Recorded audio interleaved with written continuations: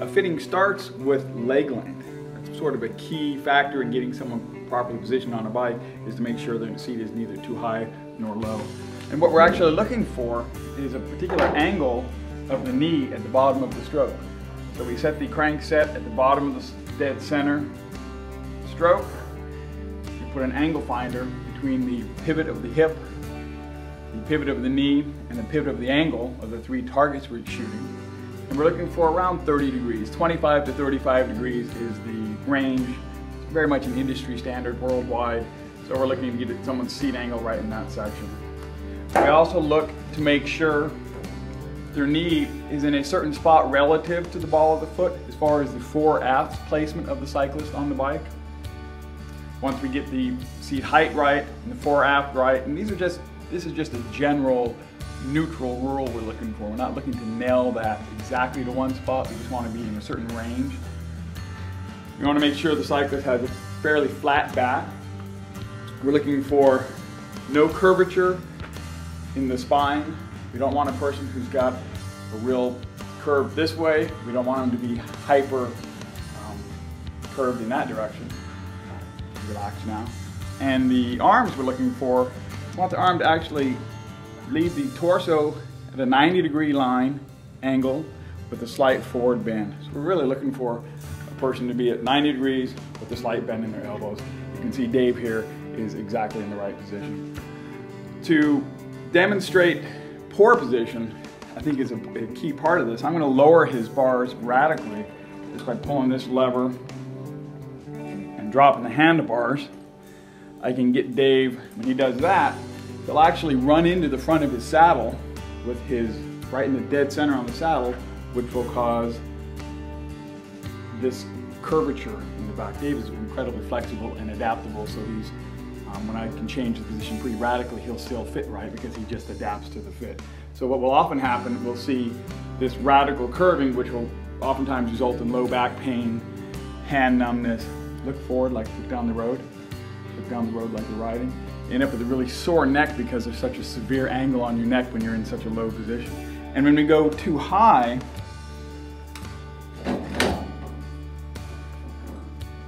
try that, we end up with some other problems. We end up with sore upper back, sore shoulders, because the cyclist is in this propped position on their handlebars. The wind resistance is obviously a great deal higher. And also when we put a person upright, we're tending to disengage the big muscles, the glutes, and engaging the quads, which are the weaker and smaller muscles. So when we get a position a little bit further down, a little bit more athletic position, we're engaging the proper muscles, the high endurance muscles, the stronger muscles, and we're making the person, of course, more aerodynamic at the same time. So probably the most common misfit we see when people come to us to get fit is a low and long position. And that is with the handlebars very low relative to the seat and usually too far out relative to the seat. Really common, like 80% of people fit where they'll ride in this position sometimes for years, assuming that it's the proper fit and cycling is just an uncomfortable sport. So we get an extreme rounding of the back. Again, Dave is so adaptable, he can hardly even look really bad on a bike fit. Put your hands out there.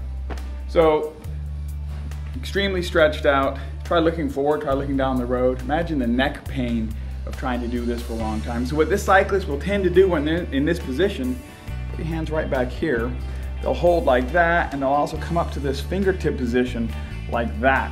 You may have seen cyclists doing that, and they're just trying to get their body to where they instinctively know they should be, but the bike doesn't allow it. So the general fitting change is, you know, through a lot of measurements and accurate systems, we'll find the right position and put them up more in this range where there's a much softer angle on the arms, softer angle on the shoulders. They're not reaching up towards their ears or down to the bottom. You want a square, relaxed fit.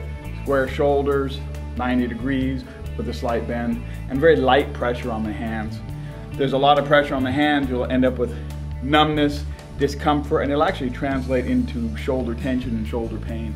So that's sort of our barometer for the fit. is how's the pressure on your hand. Also, extremely important is the pressure on the saddle. You want a person to be feeling the sit bones connecting with the saddle only. We want 2 points of contact in the saddle. So stand up, Dave. So this saddle is pointing up. I don't know if the camera shows that. We see this so often where people have their seats in an angle like this. They have a tremendous amount of pressure in this section of the saddle instead of the 2 sit bones back here. This is exaggerated, but it's not completely out of question for someone to come into a seat like that. When we get the angle of the seat right, and then the proper seat, probably have 100 different saddles for men and women. We want 2 points of pressure here and here, pretty much 0 contact anywhere else. When a person sits back down, it should just be a lot more relaxing in the back. The torso is able to rotate over more if the contact points are proper on the saddle. When they're not proper, we'll get this position where they're curving their back, reaching with their arms, and it looks like the bars are too low and too far forward. The problem is actually that the seat is rotating their body back. So by just changing the saddle, we can get the cyclist to relax their position and actually rotate their pelvis over. And it's strictly the saddle. So the first point is getting the saddle right. Once the seat's right, we start working with seat height, fore and aft, handlebars. Then we'll come back and readdress the saddle because their contact points throughout the fit are going to change. So if I end up going a little bit longer on a stem to accommodate their arm length, that might roll them down to a different spot on the saddle. It might make the saddle we're using improper, or it might mean that we just need to adjust the position of the saddle to accommodate the new body angle and the way the body is actually addressing the saddle. So when I'm doing a fit, I actually look at every aspect of the bike. I'll look at the saddle, the handlebar, brake levers, the shifters, the pedals. Each piece can be adapted to the rider's use, the rider's size, the rider's needs. One of the most commonly overlooked aspects on a bike is the handlebar. They come in an extremely wide range of shapes and widths. You can see this is a very narrow shouldered person's bar, and that's a very wide person's bar. They come in different shapes relative to hand size. We have an extremely short reaching bar with a very shallow drop here, and this is a very deep reaching bar with a very deep drop. You can see the one bar fits inside the other. It also fits inside the other this way. So we have so many different things to consider when you're doing a fit. On the saddles, they come in a wide variety of shapes and sizes as well. This is a more traditional woman's saddle. We can get pretty far out as far as accommodating people's bodies and shapes. There's lots of different sizes, lots of different shapes, and you never know what a person's going to end up using. We can end up with the firmest, hardest, narrowest saddle on someone, or a real wide, comfortable saddle, and there's no way to look at the person initially and determine what saddle they're going to use. It always surprises people. Well, not always, but often surprises people what ends up being a comfortable saddle. We expect one thing, we end up with something completely different.